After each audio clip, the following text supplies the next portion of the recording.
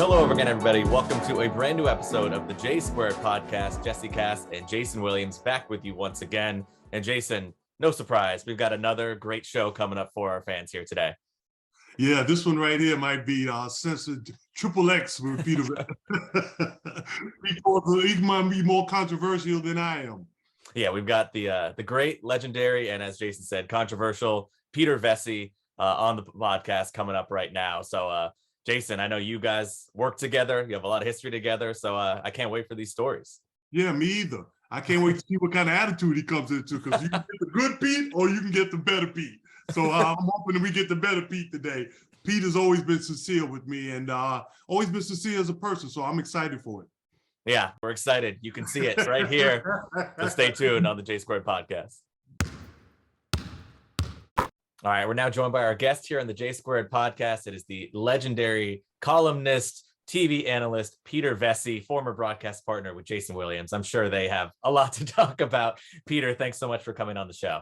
Oh, you're welcome. I'm glad to be here, Jayson. And have I met you, Jesse? Have I met you? Have met no, your dad? but you might have met my dad, but I'm very honored to meet you. He's obviously has the highest praise as a New York City guy himself. So it's a pleasure to meet you. For the first time. Thank you very much. You know, I saw you had Charles Oakley on the last couple weeks ago, a week ago or so, right? I just wanted still looking for you, Peter. No, he and I were good. I got some stories on him, but I was just thinking that my unwritten book has sold more copies than his book. Oh, no. Well, there goes Oakley ever coming back on our show. But no, he's just not going to do my show. That's it. Every story in there I'd already printed. Every story. I printed every one of them. Yeah. Well, that's Peter. That's a great place to start, because obviously you were known for being, as Jayson was alluding to before we started, such an amazing journalist. You were never afraid to write about any specific player or story. Just going through that time, how did you get into that role to start out, and how did you develop that reputation as someone who was a fearless reporter and journalist? I mean, that's a long journey. I never even thought about writing serious writing until I got out of the Army, and I was drafted in 65 to 67. And Jayson wouldn't have fucked with me if he'd known I was a Green Beret. but I think a lot of it had to do with the Army. I mean, I was always a wise ass, absolutely in fights all the time, in high school and stuff. So the Army kind of appealed to me. But after going through stuff that I went through in the Army, and I've told a lot of people that the highlight of my life really, as a not my kids being born or anything like that, but what was when I got my silver wings put on my chest when I went to airborne school, because there were so many people, so many guys who quit. It's only a 3-week course, down in Georgia and Benning. And I thought about quitting every day. And I definitely did not like to jump out of planes. That's for damn sure. But I went through it. And then that day, I'm telling you, that I was chilled, I was just, and I still have them. I still have those wings, on my beret in my office here. So, I think from that, I felt, if you could get through that, you can get through anything. And I just always, when I started writing for real, I just set some parameters for myself. And one was to be entertaining. The other was to be, brutally honest. And then also, if I could reveal things, that was another thing. So enlightening, and it was enlightening, entertaining, and a wise ass. So that's how it happened. And and you can't make mistakes when you do that. You really have to. Everybody's watching. When I was at the Daily News, that's where I was when I got drafted. And then when I went back from the Army, they have to keep your job open. I was a statistician. And interestingly, I'm gonna veer off a second. So interestingly enough, I was statistician. I did box scores and all that stuff. I did the major box score. Jayson, you probably remember how large the box scores were in the Daily News. So I did that one when Roger Maris hit his 61st homer off Tracy Stallard. You know, some things you never forget. So I took that box score, the finished product, you know, the original, and my father was a writer, my brother was a writer. They got me on the field for the World Series. And I went in the dugout and I asked Roger Maris to sign it.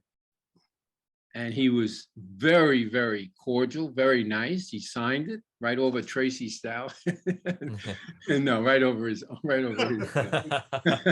So, and, you know, unfortunately, I don't have that today. I auctioned it off when a friend of mine from Stuyvesant town, Jayson, he died young, left around 4 or 5 kids, and I donated that to an auction, and somebody bought it for, I think, about $3,000 at the time, which was a lot of money. Right. Boy, I wish I had that box score today.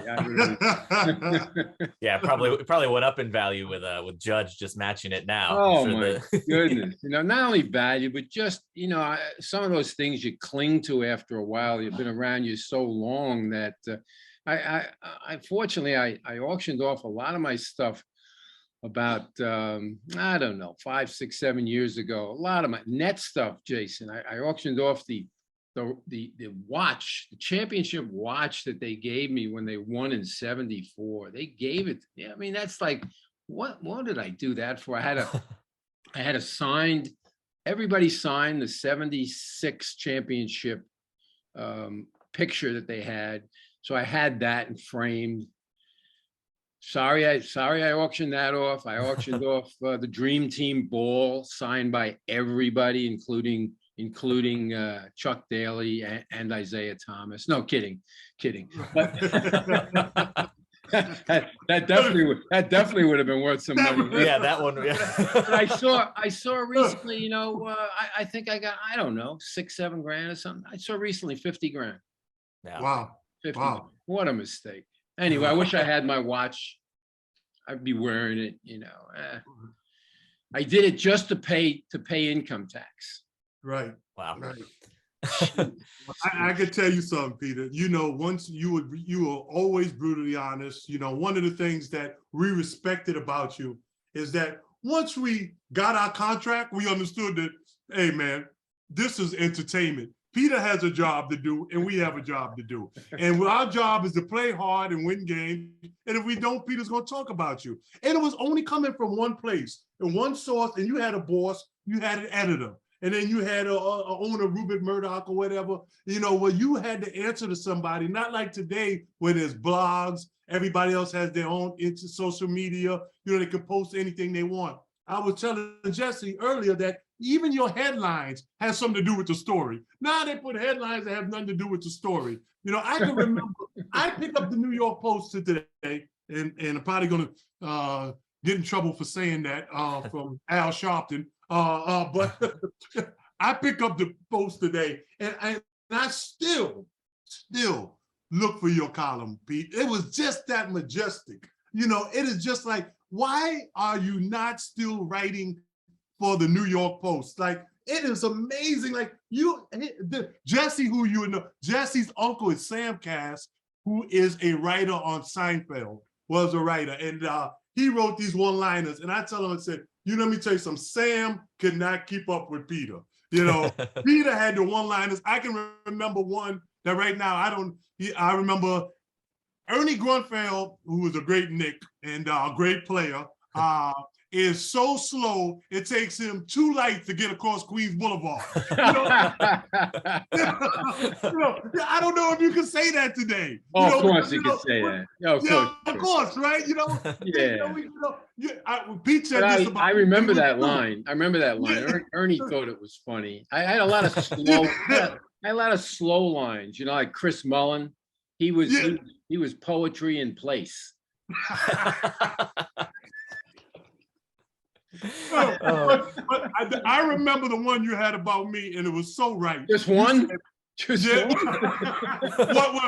What you said? He said Jayson Williams is crazy as a loon. I didn't know what a loon meant until I looked it up, and I was like, wow, he's right, because I'm a loon because I won't pass a saloon. If I would have passed a couple of saloons, I probably wouldn't have been a loon. But at that time, I had a lot of things going on. So you was always on dead point, and Pete never really angry. As we grew and understand that this is entertainment and we had a job to do, nobody did it better than you. Nobody. I appreciate it. So do you want an answer from your question that lasted about 8 minutes? Yeah. You do? Okay. So yeah, go ahead. So why am I still not writing? So first of all, I'm 79 years old. So I retired when I was 69. And one of the reasons, not the biggest one, I'll get to that, but one of the reasons I decided to retire at 69 was Dick Young, who was my idol growing up as a writer for the Daily News. Yep. And then he became my boss at the Daily News, and I hated him. And he threw me out of the department, whatever. I had to cover high school sports for a year, actually, Brooklyn, Queens. So he became my colleague at the Post. Can you believe that? Oh my goodness. Yeah. He died at 69, writing 5 columns a week. I said, I am not going to die writing columns. I'm going to retire, and and I had a beautiful place on Long Island to retire to, and so I did. Of course, I'm going to get to the other ones in a second. Of course, my wife, who's now my ex-wife, she was pissed off that I retired without running it by her. I've been working since I was 14, but she wanted my permission to run it by her at 69 years old, and that, really. And she loved the limelight, but and I rhyme tight, so there you go. Nice, still got it. Yeah. No biggie. No biggie. So the biggest reasons is that my new editor, my old editor, it kind of phased him out. He was Greg Gallo, who was Bill Gallo's son. Bill Gallo was you ready? First of all, we were colleagues at the Daily News, but he was my Little League commissioner. I mean, can you believe this stuff? Wow. So then I ended up working there, and I was there the day I was in the department. There were like 3 people in the department. Leo the Lion, Amelia had died, and Bill was the backup. And so the managing editor, his name was Shan. He came into the office and he told Bill he was promoted. He was going to get the job. And 3 people, I'm one of them. I think one was Joe Gilardi, who did the racing, and me. There might have been only 2 of us, and Bill. And so anyway, so Greg Gallo, he was my sports editor at the Post for a long time, and he gets phased out. They bring in another guy. His name's Chris Shaw, who I really, really helped when he started out. He graduated from Fordham, young guy. Took him under my wing in many aspects. Was going to take him with me when I was offered a big time job. I think I was offered, I can't remember what it was, but it was $400,000 a year that I could bring my own editor. I was going to bring him. He gets the job, and he fucked me every which way. Wow. I mean, it was an amazing thing. I mean, he would not let me write the way I used to write. I always used to need a day. I wanted to have a day in between an event. So because I'm a slow analyzer and I'm a slow writer. And so he wanted me to write that night of. That was one of the things. Then he wouldn't allow me to go places that I wanted to go. And I've told this story before, is that I wanted to go to Oklahoma City to learn about 3 players that they had there that I didn't know, Westbrook, and Durant and Harden. Yeah. Never met them. Never met Westbrook and Harden to this day. I actually met Durant a few years ago when I was in Phoenix and told him this story. So he said, well, what are you going to write about? I said, I'm not sure what I'm going to write about. I want to go there for a week. I want to learn who they are. I'll figure out what to write. I said, Kevin Ollie and I are pretty tight. He was like the veteran on that team, and I knew him from Philly. when he played for the Sixers. I knew the coach, Brooks, he played for the Knicks, I know. So I said, they're going to take care of me. I'll do fine. No, you can't go. I said, really? So I knew it was over. When he said that, I knew it was over, forget it. Then the finals come, and who's in the finals that year? Oklahoma City. And I have no access. I have no inside info. I have no, relationship with the team at all. I'm just like everybody else, 200, 300 media covering, and I'm just like everybody else. And that was unbelievable. And even during that series, I had something in my contract. I never told this before. I had something in my contract where I could fly first class if it was more than 2 hours. So he had the assistant sports editor call me up and said, we want you to cover. They didn't tell me that they wanted me to cover it until, because he knew, we were not getting along. So I didn't find out I could cover the series, which is preposterous, until the day before Oklahoma City. It opened in Oklahoma City. I said, I can't get together. It's impossible. Yeah. Can't get out there that fast. I said, I'll pick it up in Miami. He said, all right, well, Chris says you can't fly first class. I said, really? So I had a big, in your contract. Yeah. It's in my contract. Yeah. It's been in my contract for, 15 years. Yeah. And so I had a big decision to make, whether to cover the series from my house and screw the audience, screw the people who read the Post, or, go down there. And so I went down there. But that was it. Then he, I said, I quit. And he, he asked me, he said, well, I'm ready to offer you a new contract. I said, no, not even gonna look at it. And that's why I left. Yeah. And I was going to ask you about just kind of the changes in media in general, and obviously journalism with how much has changed. And Jayson alluded to it with social media and just, players having their own avenue and all of that now. Do you feel like that type of journalism that you did is gone, or are there other people that you see that are still finding a way to do it? What's your navigation of the scene right now and what you see? Yeah, well, it's a damn good question. I don't pay that much attention to the daily, what's going on, unless it's a big story, like up in Boston. Yeah. I'll read as much as I can. There are certainly writers out there that try to cover the league the way I did. Stein, who worked for the Times, worked for ESPN. Now he has his own, his column on Subtrack. Is that what it's called? Substack, yeah. Substack, yeah. I should know. I subscribe. Yeah. He tries to do it. He travels, but he tells me that it's almost impossible to do. He's jealous. We talk about it. He's jealous of the way me and Ryan covered it, and other writers. But me more than anyone, because I could go anywhere I wanted to until Chris Shore arrived.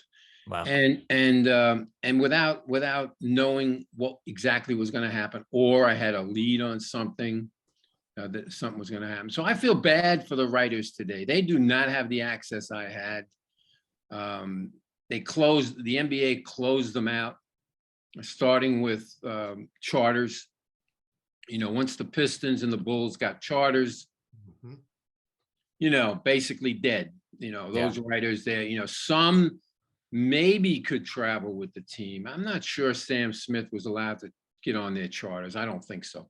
But, in my day, we would travel on the bus. We'd stay in the same hotel, we would date the same women. No. But I think that Jayson led to never like a shared, by the way. Very, very selfish. You can have all my ex-wives. I wasn't talking about them. Well, let me stop. My ex-wife, you got me in. It wasn't you, but I was with you. Got me in some trouble. You remember Joan, right? Yes. We went out to eat together in Philly. I think when we were working together. Yeah. Mm-hmm. And as soon as you had your second beer, we left. And so I said on television, I don't know if it was that interview. I did a huge interview with you, right. 2-part series, right? Right. And it was really good. I mean, you were right there. You didn't flinch. You told everything, even if it was a detriment to you. But anyway, I think it was on television. I actually said it, and it was just like off the top of my head. I told you that, I believe that, every, presidents, we should change presidents every 4 years, change jobs every 4 years, and change wives every 4 years. Well, she went ballistic. It was a joke, Joan. we lasted 42 years, and everybody said it wouldn't last. So I guess they were right. That's still, I think that's a better run than most. So I think right. Yeah. But she never forgot me or forgave me for that one. It was a joke. I said every 42 years. I didn't say 4. Yeah, I got the time mixed up. That's all. Yeah, just a little tongue-tied. Oh goodness, you're the best. The mysterious J, as you said in your columns. The mysterious J. Yeah. But no, obviously you and Jayson worked together on NBC after you wrote about him as a player. Was there any lead up to that when Jayson got hired for NBC and you got hired? Did you guys have to have a conversation? Was there any animosity, any tension between you guys when that? No, not at all. First of all, the bosses might have asked me about him. I'm not really sure. I can tell you the ones they did ask me about, and I vouch for some that I'm really sorry about, like Bill Walton. But I actually recommended Mike Breen, whose house just burned down, by the way. I mean, I saw that. My goodness. But he wasn't in it, Jayson. I don't know if you heard about it. He was not in it. To the ground, lost everything. Wow. So no problems at all with Jayson. Trying to think anybody else that was hired that they ran it by me. No, not really. And Jayson and I, we were good. I mean, we had our moments. I talk about the moment I walked through Stuyvesant Town, which is above Alphabet City, where Jayson was from, and he had his bar down there. And I ran into some of the biggest Spanish guys I've ever seen. They're as big as Jayson, and like they're coming at me. I'm walking in the playground, they're coming at me. Yeah, Jayson, you remember? And they said to me, we know where you live. I said, really? So I don't know, Jayson, if you and I statute of limitations, Pete. I'm still on parole. Yeah, no. Come on, man. No, stories are stories, I wasn't scared for more than a year or two. I wasn't worried. I got a great story on you, Jayson. I've never told you. I know you're supposed to be interviewing me, so right. Go ahead. No, this is what it's about. So I used to play on at the YWCA on 14th Street and First Avenue. You ever play there, Jayson? Yeah. Okay. So we had a lot of guys, a lot of pros used to come down there. Yeah. Dean Meminger, Barnett, Kiki Vandeweghe, Carlisle, a lot of guys. Right. Whatever. We had a great game, 12-2. Lawyers, doctors, how everybody got off, I don't know. But they were there, 3-4 days a week. And the cops and the firemen, too. There was a firehouse right next door. And so the cops were there. So I come in the locker room, one morning, and the cop comes in, and I know him, and he goes, your boy's at it again. I said, really? What boy is that? He goes, Jayson Williams. He goes, what are you talking about? He goes, yeah, he said he beat up a customer last night at his bar. he said we had to go over there, he said he was bombed, and we had to go over there. And I said, did you arrest him? He goes, no, we didn't arrest him, but we can't beat up his customers. That ain't good. That's not good business. Of course, remember that incident because there were probably so many of them. He's the enforcer on the court and off the court. Yeah, he had a serious role he had to adhere to. Yeah, I get it. Yeah. Pete, I love you. I think Mark Jackson and Kenny Smith put together something the other day. And I saw it, I think it was on one of these stations, Showtime or something. Point guard. Yeah, I called a bunch of them pointless guards, but that's okay. well, you know who were the best point guards in it, and you coached against them in Rucker. And you cannot leave out or just highlight a whole show on this. Should have been all about Tiny Archibald. Tiny Archibald was something. People don't understand this about you, Pete. Even though you talk smack, you came into the locker room. A lot of people talk smack and then come in the locker room. You came in the locker room. As dangerous as it was for you, you came in there. And the other thing is, you were a New Yorker. You were at Pro Rucker, you were coaching, and then some people will say, oh, Pete, he said this, and that's politically incorrect. He said that. Then I go, hey, bro, time out. Did you do it? Yeah. Then he didn't do it.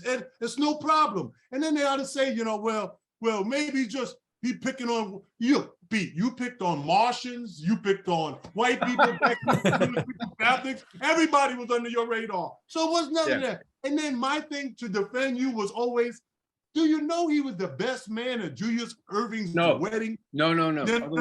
Other way around. Something close. All right. He was the best man. But that's why you lasted 42 years. You use that as a crutch. He was a great best man. I'm going to get back to the Rucker and Tiny in a second, but he was a great best man because we're at the altar, and this is my second marriage, and I'm nervous. She's young.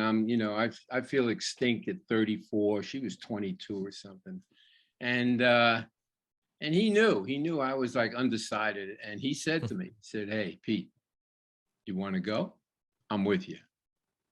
You want to leave? I'm with you." Seriously. Wow.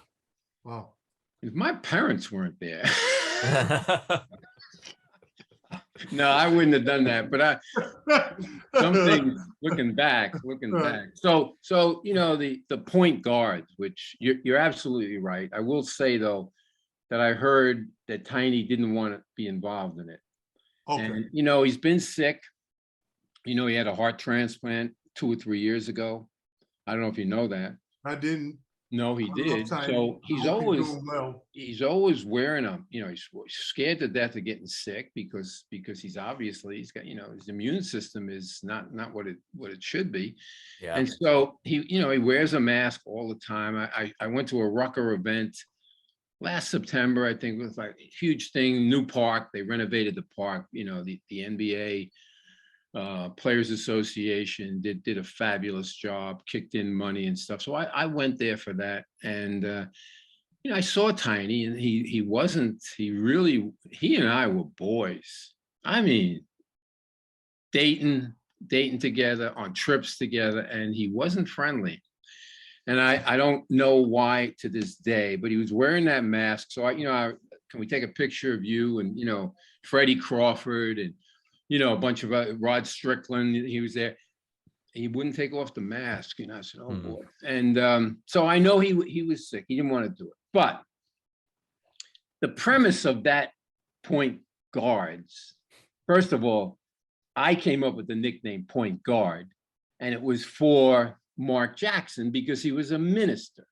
And then, so I ran it by Mark, and I was mocking Mark back in those days. He was really difficult to like and to root for. And, you talk about going in the locker room. He wanted to fight me in the locker room. There were a bunch of guys who wanted to fight me in that locker room. And years later, we talked about it, I still do my push-ups at my age. And he said, man, I can't even do 10. I said, had I known that, I would have fought you in the locker. We would have gotten it on, Don't let Mark fool you. But, he was overweight, I had a nickname for him every day. So my nickname was point guard.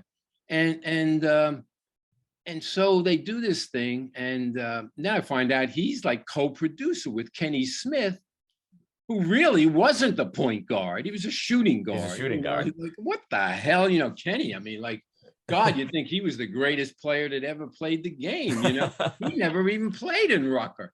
I remember doing the show with him at TNT, and I got into the Hall of Fame. They put me in the Hall of Fame, Rucker, as a coach, and he was talking about getting in the Hall of Fame in New York City. And, they asked me, I said, well, Rucker and Malloy and stuff. And Kenny goes, I didn't even know Rucker had a Hall of Fame. I said, I didn't even know you knew Rucker existed. You never played up there. No, he pissed me off with that stuff, So he's like the main guy. They don't have Lenny Wilkins. They didn't even mention Lenny Wilkins. Talking about the point gods of New York City. Yeah. Hall of Famer. Bob Cousy, Hall of Famer. Point guards, New York City. Dick McGuire, they mentioned, but that's it. Then I asked Mark about it. I said, Mark, how can you do this? Are you crazy? I mean, there's so many guys. He said, well, it was supposed to be the 70s and the 80s. I said, you think you might have advertised that beforehand, A little disclaimer or something? Yeah. Yeah, I mean, are you kidding me? So to me, it was a joke, absolute joke. They have guys that, never made the NBA. They're talking about God, Shamgod, who, he was a good player, never played in the NBA. So, what are they talking about? Rucker? Well, Kenny never played at Rucker. So, I mean, it's like, what is it? What are they talking about? They never, they didn't have 70s and 80s. They didn't have Jamal Tinsley in there. Wow. No, yeah. a lot of guys. Eddie Cota, who still holds the North Carolina record for assists. Yeah. Where are you going with this? So they have guys. This is a Kevin Durant, his agent. They have no idea what's going on. So they're depending on, Kenny Smith. Holy crap. and Mark. And I was really surprised that. All right, so 70s and 80s. Okay, but don't put guys that don't belong there. Yeah, and have the real guys. And Peter, going to your time at the Rucker, because I think that's so interesting too. It's like obviously your entire career as a writer and a journalist is so interesting. But before that, obviously, coaching at Rucker Park, as you were alluding to, and coaching Julius Erving, Tom Chapin, Charlie Scott, all these guys were, you win 2 Rucker titles. The one you lose is to Tiny Archibald. Just, I don't know, that time, especially that legendary court, all the crowds you drew. Just what was it like during that time being a coach and experiencing that? The highlight of my career. There's no question. Without Rucker, and this is something I tell everybody, but without Rucker, I'm nobody. Without the ABA and Rucker, the ABA got me started to coach and to get a team. Butch Purcell, do you remember him, Jayson? Yes. Yeah. So he was from Harlem and lived where I did in Stuyvesant Town.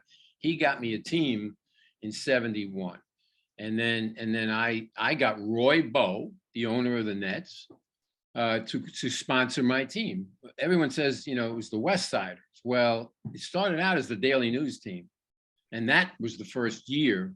And I believe I have the only jersey that's left from that team. And Julius has signed it. It's hanging in my office. So what would you give me for that, Jayson? No, only. I got ex-wives too, Pete. we got to talk off camera. Okay. So those, everything carried over. My ABA guys my net guys all played for me basically that first year. I had Manny Leaks, Billy Pauls, Ollie Taylor, Joe Dupree. All of them I still stay in touch with. I mean, it's fabulous. Charlie Scott, stay in touch with him. And Julius. So and then Tom Chapin, who people won't know. You mentioned Tom, but yeah, he was, so here's the story on Tom. Butch found Tom. He brought him. I got this kid, I've seen him play. Okay, Butch, fine, Comes up, he's about 6'5", white. Really, Butch, what college did he go to? I don't know. I still don't know. Small college. And so he plays that first year, and he's the opposite forward to Julius. And he's really good. Really good. And I go, oh my goodness, like Tom Chapin. Okay. So we have an exhibition game out on Long Island, and Tom and I drove out together. I've got an XKE Jag, 2+2. Tom fits in one side, and I'm driving him out. I'm driving him out to this exhibition game against the Nets. So it was a charity thing. I'm not sure who it was for, but Lockery and Rod Thorne are coaching the other team. And we're driving out, and I say, Tom, Julius says he'll get you a tryout with the Squires. I mean, he really thinks you're good, He goes, nah, I'm really not interested. I said, Tom, how can you say no to that? Yeah. He goes, well, I'm thinking about getting into the music business. My brother's a singer, and I'm thinking about I have another brother who's sing, and we're gonna do a thing, and my brother's, he writes and whatever. And Harry Chapin, that's who it was, Harry Chapin. And like I'd say less than a year later, Harry's got his hit song Taxi. And to this day, Tom is still in the music business with either his daughters or Harry's daughters. I'm not sure, but they sing together. He's still singing, he's like, I don't know, he's 75, whatever he is. And so that's the story on that. And by the way, in that game, Jayson, you'll love this. So in that game I played, I did play at Rucker too. So I played in that game. I played a lot. I gave myself a lot of minutes in that game. It's a charity. So I drove into the lane one time, and 3 guys blocked the same shot. It's never been done in the history of basketball. It's like 3 different guys got it. Like playing. You just put it at the perfect spot for all 3. And Thorne talked about it for a long time after. He said, Pete, I've never seen that before. Too bad that's not on tape. Peter, let me ask you something. Who is the best player to ever play the game? I give this a different answer every podcast. Right. So to you, I'll say Wilt. Right. To me, there is, nobody can match up to Wilt, what he accomplished. In today's day and age, they say, would he have done well? No, he probably would have averaged 100 points a game. It's like, are you kidding? I mean, who the hell are going to stop him in today's game? Yeah. But in those days, 1 year, 50 points a game, 30 rebounds a game. Come on, man. I mean, what couldn't he do? So they'll say, well, he didn't win titles. Well, he didn't have the players that everyone else had, and he didn't have the coaches that everybody had that demanded. I don't know if you could demand stuff of Wilt, but a couple of them did, and the 2 that did won championships with him. Alex Hannum in '67, he demanded Wilt do other things than score. And they had it out in the beginning. They almost had a fight. They might have had a fight. Alex Hannum was a tough dude, 6'8", 6'9", tough dude. He wouldn't shy away from anyone. So they might have had it. But anyway, they resolved it. They won a championship, one of the best teams ever. That was with Chet Walker and Lucius Jackson and Hal Greer and Billy Cunningham and Billy Melchione. And I got to mention Mel all the time, Gukas. Wally Jones, Larry Costello. That was a hell of a team. Did I say Chet Walker? Gotta say Chet Walker. So anyway, the second coach was Bill Sharman. He not only got Wilt to give up the ball much more, but he got him to go to shoot arounds, which is, Wilt's thing in the he says, you want me in the beginning was, you want me to shoot arounds or do you want me to come to the game? What do you want? They take your pick. Sharman got him to buy in. So what do? They win 33 straight, still a record. They win the championship. So what I'm saying is, we talk about this all the time. I just went out with Paul Arison's son a few days ago. Okay. And he was talking about his dad, who was a top 50, top 75 player. And he said when Wilt played for Frank McGuire with the Sixers, Frank let him go. He didn't demand, and Paul Arison wasn't jealous or anything, but he felt that we couldn't win the way if unless Wilt gave up some of the ball. So Frank let it go. He only coached him that 1 year, and that was the year he scored 100 in a game, 101 game in Hershey, Pennsylvania. So he also said that, look, we had three great players. We had Hal Greer, we had Chet Walker. He doesn't include himself, but he was a great player. He won the scoring championship, I think, twice. Retired at 32, unheard of, still in the prime. But the team moved out to San Francisco, and he didn't want to uproot from Philly. He's a Philly guy. Right. So anyway, he said we had three. He said the Celtics had eight guys that Hall of Fame. He said, well, what, Russell? 8 guys, Hall of Fame. Yeah. He talked about Frank Ramsey. He said Frank Ramsey was John Havlicek before Havlicek. He said when he came, he was the 6th man. He'd come into the game, guy from Kentucky, where they won championships, came into the game. He said the game would change. This is Arizin talking. The game would change 90% for the good, some 10% sometimes for the bad, but it would also change. When he came in the game, shit happened, and it was mostly good, So who mentions Frank Ramsey? Right. Nobody. No, but he was a Hall of Fame, Yeah. So anyway, that's my Wilt case. Okay. If you ask me next podcast, I'll give you Kareem. Peter, yeah. Peter, who did you grow up like when you were a kid? Who did you grow up watching? Who did you grow up rooting for? I know you're obviously a New York kid. But, were you a Knicks guy? I know you obviously were around the Nets with the ABA, but what did you grow up? No, well, the Nets weren't around when I was a kid. So when I was growing up, I'm watching the Knicks, and went to a lot of games. Like I said, my father was in the business, so he could get us tax tickets for games where we pay 75 cents and we'd sit in the front row. Wow. And at the Garden, the old Garden. And so I love the Knicks, love college ball, definitely in those days. So it's a lot of great games, college. But, the Garden in those days, you get to see double headers, you get to see Wilt and in one game and Russell in another. I mean, are you kidding? 75 cents. Yeah, it was tough. And so I rooted for the Knicks. One of my favorite players and favorite people of all time was Dick McGuire. I got to know him very, very well. His middle son died about 2 weeks ago. Michael, 60, died. Wow. And his wife is still alive, Terry. I called her. We talked about it and stuff. He'd been sick for a while. But Dick was the greatest. I mean, people talk about the greatness of Cousy. And by the way, I'm still in touch with Cousy. I call him every once in a while. I mean, I have a pretty amazing life that I can do that. And Peter, how you doing?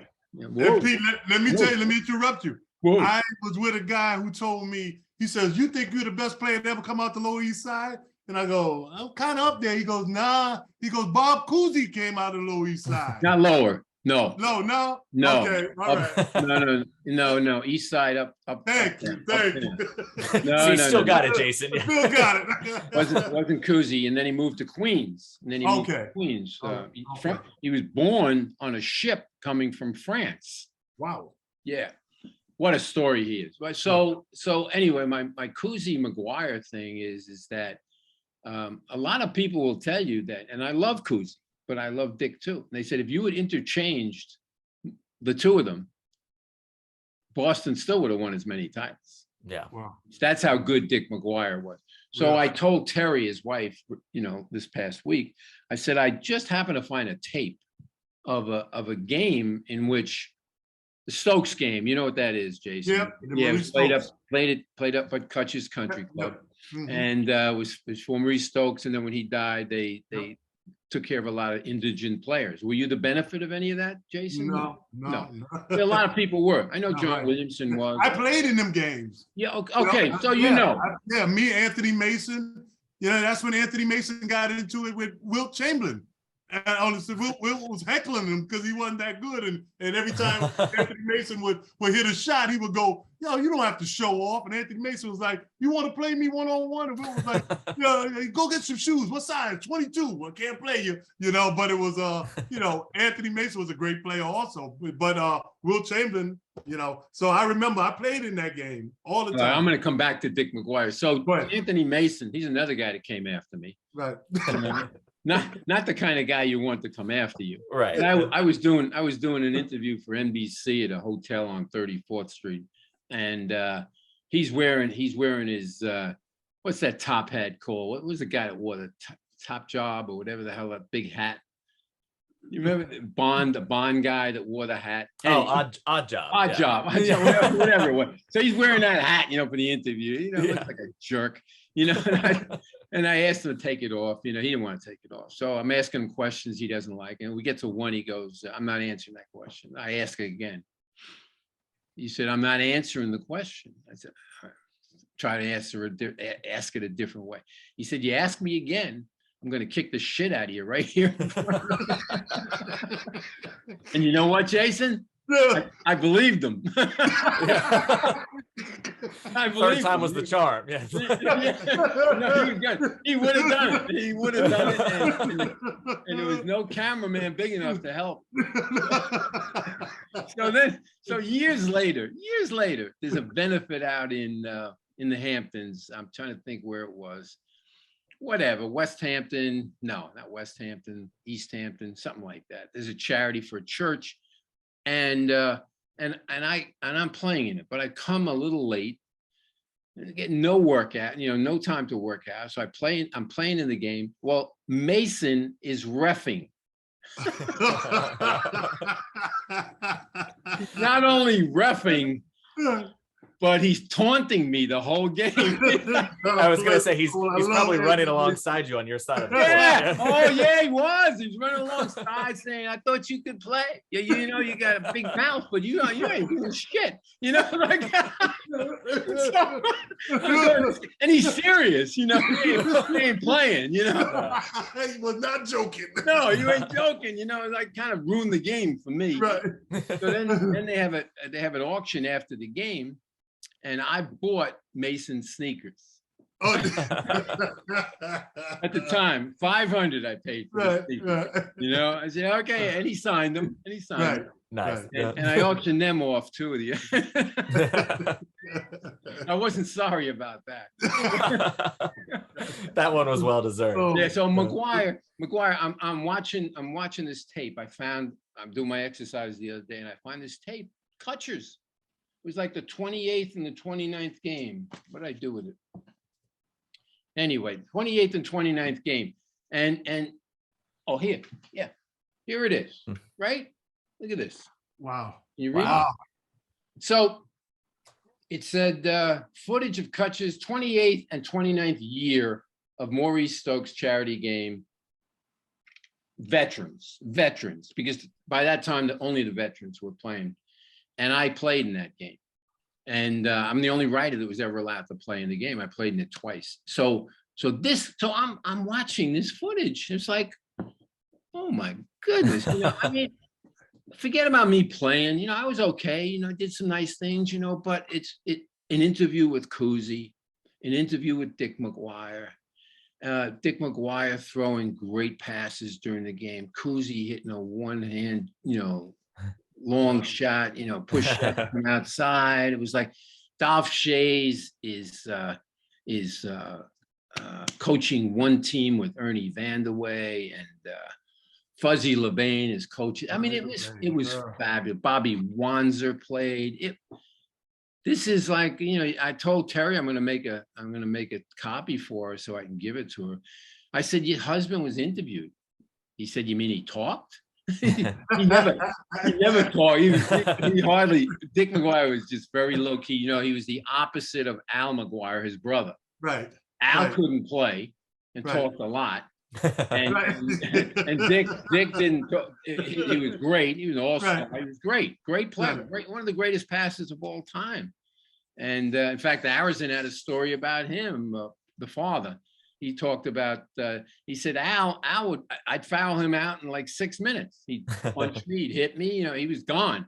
He said, Dick McGuire guarded me. He said, he was tough. Wow. He loved Dick McGuire. So stories all over the place. No, that's what we're here for. That's amazing.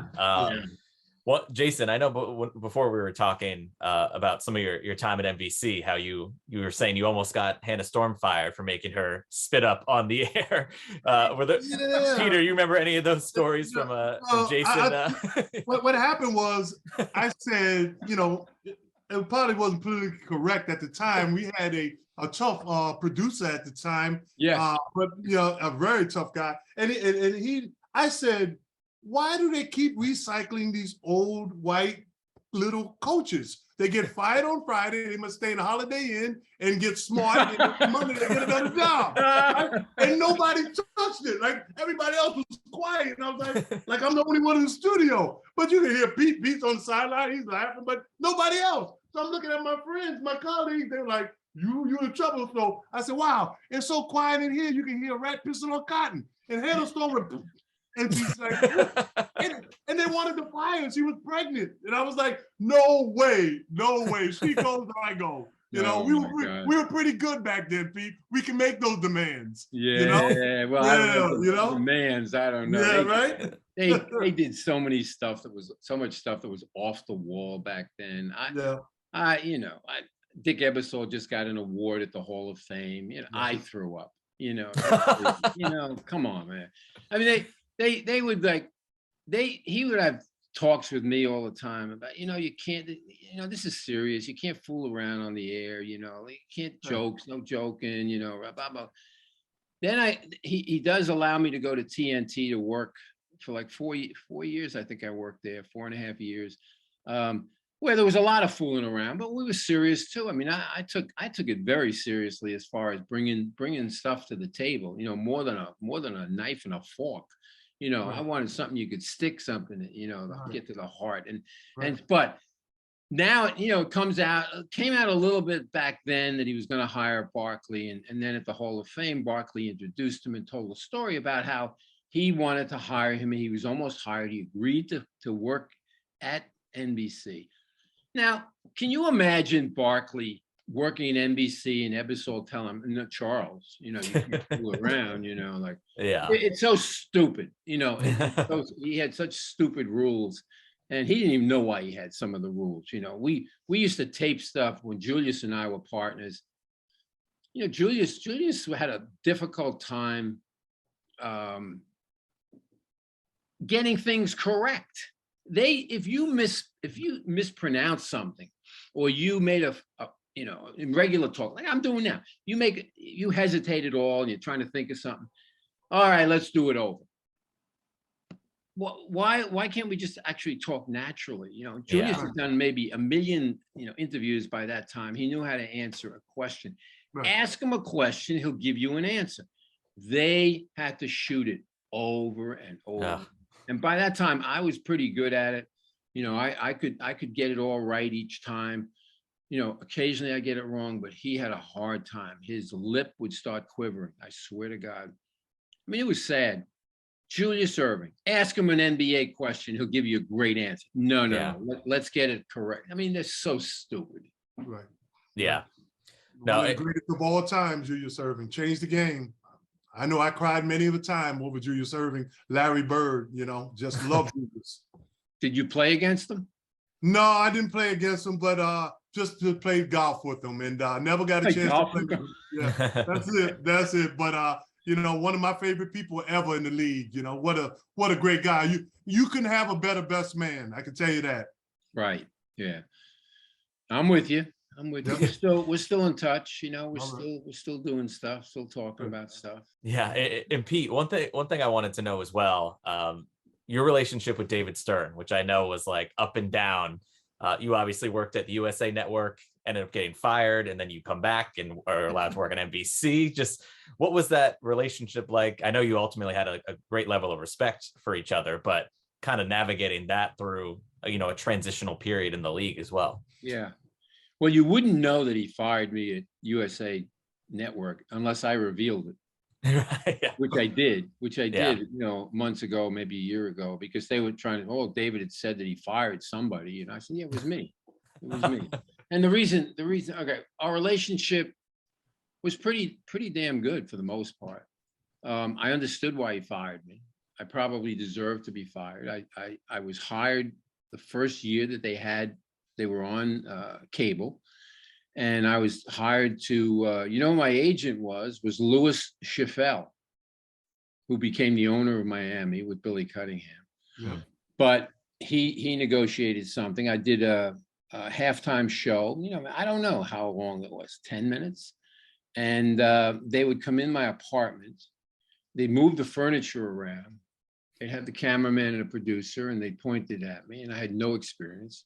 And they said, okay. Go. Yeah, like, basically, yeah. Go. So how good could it have been? And then of course I was nervous as anything. And then I remember saying, I think it was the second or the third show, I said something untoward, but the truth, about either Spencer Haywood or Bernard King or both. And David called Chaffel and said, he's fired, but we're going to pay him for the whole year. And so I just built a house on Long Island, and we needed furniture. And with the money, we got some really nice furniture for the living room and the dining room, and we called it the David Stern rooms. So then years later, now the tryouts, the auditions for NBC were what, 90, 91, 90, I guess 90. And, you know, like 50 guys try out for 2 slots. And I won it. And Bob Ferry was my partner. And God bless Bob. He died recently too. Love Bob Ferry. And David said to me, you know, he said, you know, we weren't ready for you before, but we're ready for you now. You can, you know, do your thing. Never once, Jayson, never once did he ever call me. In 12 years, there were 3 of us in talent that worked 12 years. I was one of them, Kass and Marv Albert. And so never once did he call. So I was also pissed off. So at the video tribute to Ebersol, they talked about the stars that you know, worked for him during the NBC years. No Vecsey. I mean, that really pissed me off. Yeah, like, that rightfully I mean, so. how many stories did I break on the air for them? How many features did I do? I must have done 50, at least 50 features, you know, and every one of them was good. Right. You know, some of them, ones with Jayson, were phenomenal, you know. But so, yeah, I mean, that really petty shit, you know. And what was the question? No, I think we got a lot there. Now, Peter, I know we've taken up, but we still love David Stern. No, Stern. Today. Oh yeah, so Stern. Yeah. No, so Stern. So okay, so Stern. So here we go. So so we're good. I mean, we're good. You know, it's like I remember I made a huge mistake on the air. During the finals. I'm on with Hannah, just me and Hannah, and they come on. They're going to do the whole halftime with me and Hannah, and I'm going to give all this newsy stuff, right? And the first item, I can't think of the goddamn trade. The first one. And she's trying to help me by throwing names out there, and she's hurting me. She's killing me. Yeah, she's not coming up with, no, not that. No, not that one. I mean, drop it. Let's move on, you know? Yeah. Now you know, this is live, man. I'm like, holy shit. Now I got, you know, 9.5 minutes to go. And so I finished strong, you know, I don't make any other mistakes, and it's over, and I'm, you know, just like, I'm sick, I'm nauseous. And I walk down to the court, and there's Stern and Adam Silver, and they're listening on headphones right at courtside. And David takes off the headphones and he turns to me and he said, don't worry about it, Pete. there were probably only 30 million people watching. Well,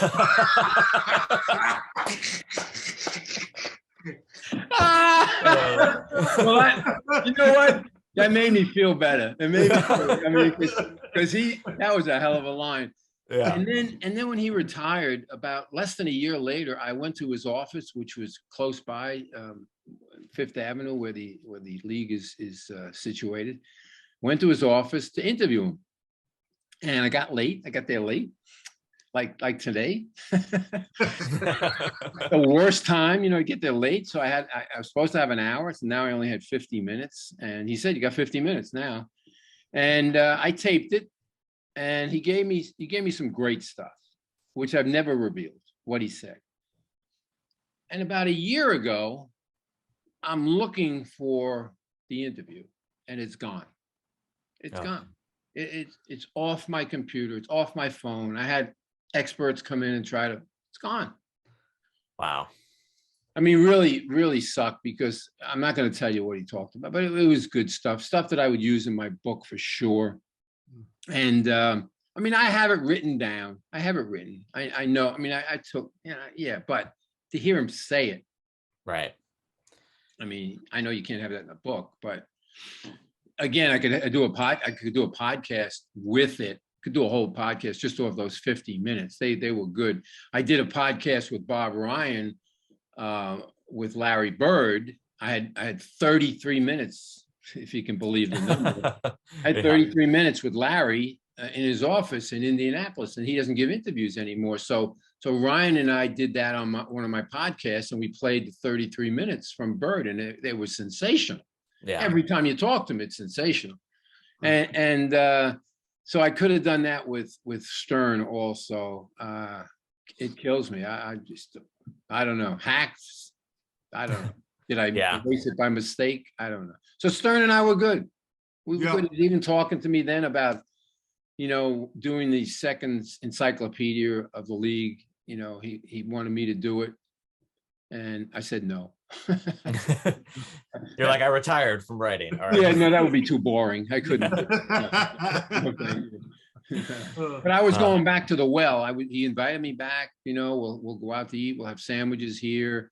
I did call him for another interview, which I did print it because it had to do with, the general manager that got fired by, who was it? Sacramento.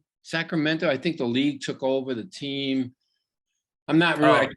Was it? I think the league took over. Was it New Orleans when they took over? New Orleans, and the GM got fired. And Sports Illustrated guy came into his office and had blown it up and made David look bad, actually, in more than a couple of things. And I called him up about it. He gave me a great interview, and I printed it on Patreon. I was doing columns for Patreon at the time, and 7 people read it probably, and a lot of subscribers, strong subscription base. Yeah. Well, those 7 people must have really enjoyed it. So yeah, because he was honest. He was honest. Oh my God. So we were good. The answer, we were good. We were good most of it. We've taken up so much of your time. We appreciate this so much. Obviously, our listeners are going to appreciate this so much. And before we quickly let you go, I know, as you mentioned, you do have a podcast of your own, Hoop du Jour. So obviously want to plug that for everyone to go check that out as well. But let everyone know about that. And obviously, again, thank you so much for being so gracious with your time here today.